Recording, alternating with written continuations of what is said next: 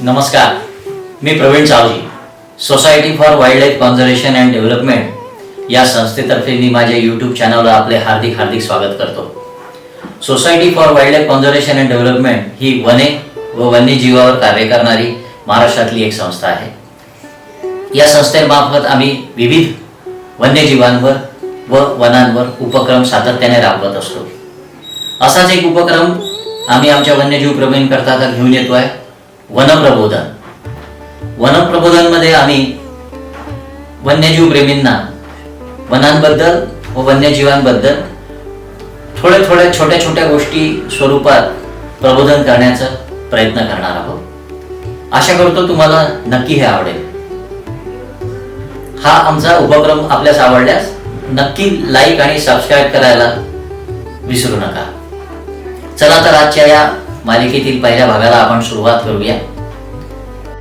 जंगलगुरू माझे वडील श्री कृष्णराव आबाजी सावजी हे महसूल विभागात एक उच्च पदस्थ अधिकारी होते. आमचं गाव मोठे गाव चिमूर जवळ हे गाव आहे, जिथे माझ्या आजोबांची मालगुजारी होती. आमचं हे गाव हे म्हणजे ताडोब्याचं परसदार. ताडोब्यातील मागचा भाग बफर झोनचा हा भाग येतो. त्यामुळे सातत्याने आमच्या गावात वन्यजीवांची ये जा असायची, रेलचेल असायची. त्यात माझ्या वडिलांनी लहानपणापासून वन्यजीवांचे केलेले अवलोकन हे आम्हाला वडील आमच्या लहानपणी आम्हाला गोष्टी स्वरूपात सांगायचे. त्यांचं स्टोरी टेलिंग इतकं जबरदस्त होतं की ते एखादी कथा सांगताना जंगलाचं वर्णन करताना साक्षात आपल्या समोर वाघ उभा आहे, कुठला वन्यजीव उभा आहे किंवा आपण जंगलात फिरतो आहे असा भास व्हायचा, असं साक्षात वाटायचं. माझं आजोळ चंद्रपूर म्हणजे आईचं गाव हे चंद्रपूर. त्यानिमित्ताने माझं दरवर्षी चंद्रपूरला आजोळी जाणं होत असायचं. माझे मामा श्री विवेक वेखंडे हे एक वन्यजीव अभ्यासक आहे. गेल्या 40-50 वर्षापासून ते ताडोब्याची भ्रमंती करत आहे, वन्यजीवांवर अभ्यास करत आहे. त्यांच्यासोबत माझं सातत्याने ताडोब्याला जाणं व्हायचं. त्यामुळे ताडोब्यातील वनविभागातले अधिकारी व सर्व पदाधिकाऱ्यांची त्यांच्यामुळे माझी पण चांगली ओळख झाली होती. त्याचप्रमाणे तिथे कॅन्टीन चालवणारा संजय मानकर, त्याचा लहान भाऊ बंडू मानकर हे सुद्धा मी तिथे गेल्यावर माझं अगदी आनंदाने स्वागत ते करायचे. अशाच एका दुपारी मी ताडोब्याला गेलो. तिथे पोहोचल्यावर आरफू साहेबांनी मला सांगितलं, अरे प्रवीण, तू असं कर, पांढरपौरीच्या मचानावर जाऊन बैस, नक्की तुला वाघ दिसेल. मला पण खूप आनंद झाला आणि मी संध्याकाळी 5 वाजता मला बंडूने मचानावर नेऊन सोडले व तो निघून गेला. मी मचानावर चढलो, व्यवस्थित आपलं सामान आवरसावर करण्याचा प्रयत्न केला. तितक्यात तृणभक्षी प्राण्यांचा, मांसभक्षी प्राण्यांना पाहून जे अलार्म कॉल्स असतात ते सुरू झाले. मी समजलो नक्की आपल्या पुढ्यात वाघ आहे आणि 5 मिनिटात ते सुंदर रूप देखणं वाघाचं माझ्या समोर तलावाच्या बांधीवरून चालताना मला ते दिसलं. अतिशय रुबाबदार असतो वाघ. त्याचं प्रत्येक वेळेला जंगलातलं दर्शन हे मनमोहित करणारं असतं. प्रत्येकाला ते निश्चित आवडणारं असतं. गेल्या 30 वर्षापासून मी जंगलात सातत्याने वेगवेगळ्या जंगलात भ्रमंती करतो आहे.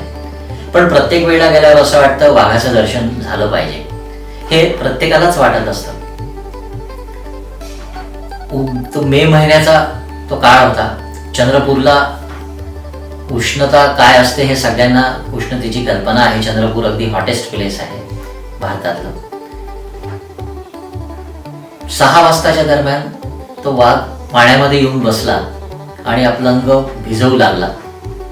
दिवसभराच्या उन्हामुळे त्याचं अंग तापलेलं होतं. पाणी पिऊ लागला आणि जवळपास अर्धा-पाऊण तास तो पाण्यात बसला होता. हे होत असताना काही माकडं, हरणं आणि बाकी जे काही तृणभक्षी होते ते तलावाच्या दुसऱ्या काठावर पाण्या पिण्याची प्रतीक्षा करत होते आणि वाघ गेला की आपण पाणी पिऊन आपण पण जंगलाकडे रवाना व्हावं. थोड्या वेळाने वाघ निघून गेला. सगळ्यांनी पाणी पिलं आणि ते पण आपापल्या मार्गी लागले. हे सर्व होत असताना काही माकडं, जेव्हा वाघ आला तेव्हा काही माकडं हे माझ्या झाडावर घाबरून येऊन बसले होते.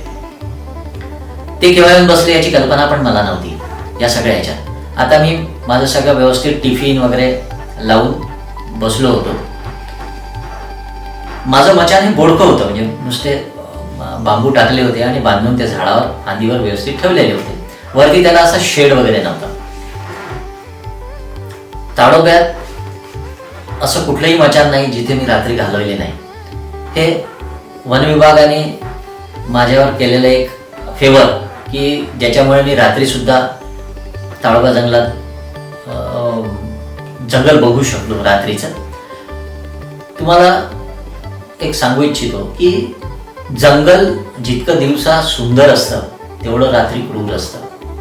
रात्री येणारे विविध आवाज पक्ष्यांचे आणि प्राण्यांचे हे तुम्हाला तितकेच घाबरून आणि भन्नाटून सोडतात. मी टिफिन खाल्ला आणि बसलो. थोड्या वेळाने जे माकडं माझ्या झाडावर वरती बसले होते त्यांनी मलमूत्र माझ्या अंगावर टाकून मला रात्रभर त्यांनी भिजवले. मी काहीही करू शकलो नाही. हे मुकाट्याने मी सहन करत बसलो. जंगलात कुठलेच प्रसंग सांगून येत नाही. मी रात्री कुठे हलू सुद्धा शकलो नाही. सकाळी 7 वाजले असतील. मी बंडू बांधकर मला घ्यायला आला. मी त्याच्यासोबत निघालो हीच अपेक्षा करत की पुढच्या वेळेस नक्की वाघाचे दर्शन होऊ दे, बाकी जंगलातले प्राणी पक्षी दिसू दे आणि निसर्ग असाच नेहमी करता बहरू दे. या संकुलाकडे प्रस्थान केले आणि खूप एक मनाला आनंद देणारा हा प्रसंग होता. तर मित्रांनो, तुम्हाला हा प्रसंग कसा वाटला, हा जर चांगला वाटला असेल, याच्यात काही सुधारणा करायच्या असतील तर नक्की मला कळवा. माझ्या यूट्यूब चॅनलला लाईक करा, सबस्क्राईब करा, म्हणजे मी समजेल की वन्यजीव प्रेमी या वनप्रबोधनावर प्रेम करत आहे. नमस्कार.